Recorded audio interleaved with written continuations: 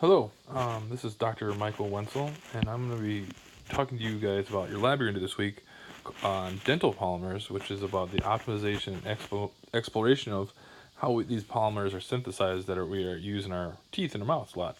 This was work started by Lucas Gillette 2 years ago, an undergraduate here at Augsburg, and also now being carried forward by Isaiah Ripley um, to great results, and you guys will be getting a chance to explore what they worked on and hopefully learn a lot about dental polymers. So just a quick bit of background, just talking about polymers, what a polymer is. A polymer consists of monomers, right? And many monomers create a polymer. So ethylene, polyethylene. Um, Essentially, it's the same repeating unit. A common polymer that you probably know about is DNA. Right? Our base pairs only have 4 base pairs, but they repeat and repeat and repeat and line up, and that's actually a polymer. In this case, we're using ethylene. Of course, it has a double bond, a single bond, and a pi bond.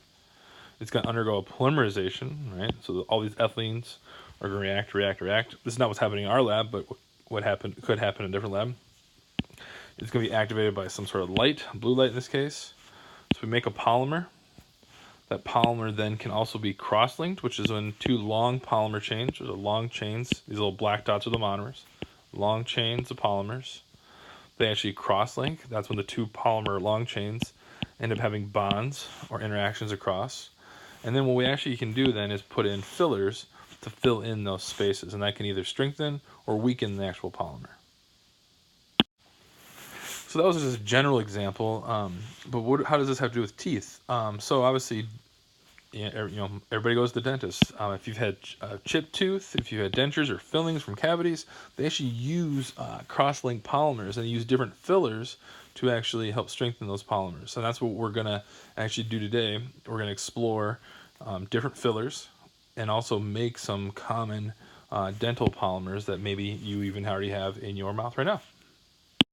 Now this is a specific mechanism, so this is how the molecules come together to make this work. Now you're not going to necessarily be responsible for this. This is kind of some advanced work, but I want you to show it to you so you can kind of understand what's going on, because you have 4 things you're adding. First thing, one of the things you add is camphorquinone. You're actually going to shine blue light on this, and that blue light sends some energy. It's UV blue light. It adds some energy, and that kind of activates this camphorquinone, which then reacts with DMAEA. And that creates these radicals. Radicals are very reactive. And what they will do, these radicals, they will look at bis-GMA and tegma, which both have, right, bis-GMA is the blue, or the purple and the red. They both have double bonds as well. Those double bonds are pretty reactive, the pi bonds are.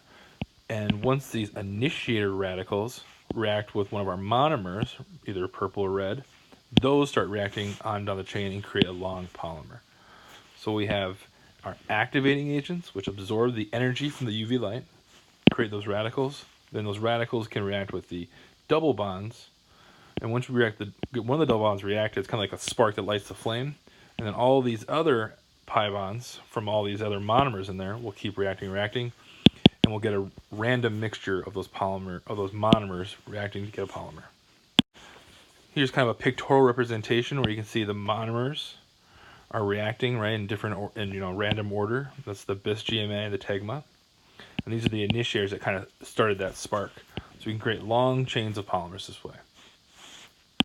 Here's some examples of what these might look like. Some of these will be similar to what you see. Obviously, they should be kind of white, right? We usually have teeth that are white, so we want the fillers to actually match up with our teeth. Obviously, some really different colors, changing the fillers, but these are kind of examples of what they look like.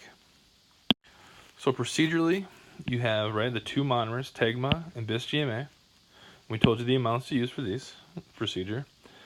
Remember, notice these have the alkenes on both ends, right? So very reactive parts. And we're going to make a bunch of these. These 2 monomers are going to react and form a polymer. Our DMAEMA, and camphorquinone, those are the 2 initiator radicals. And then we're going to add a filler as well.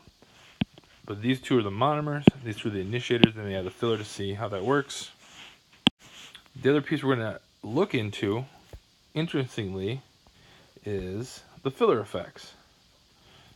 So, you guys know your periodic trends. As you go down the periodic table, the atom size gets larger. Well, you can imagine that filler size, what the cation that goes into that cross-link area of the polymer matters. Right? So as we change the size, we should see a trend. Maybe there's a perfect size for the polymers we make with the filler, the gaps we make, and we're going to test that today. So a quick conclusion, you had the lab procedure preparation, which is in your handout. Talked a little bit today. We're going to explore those filler effects, all right? If we put in a calcium filler versus a barium, what's the difference here? And we're going to see those filler effects by testing some force testing and see these break. Right? So how much force does it take to actually break these dental polymers? And this is another pictorial representation. You can see this would be bis, GMA, and tegma, back and forth the polymer.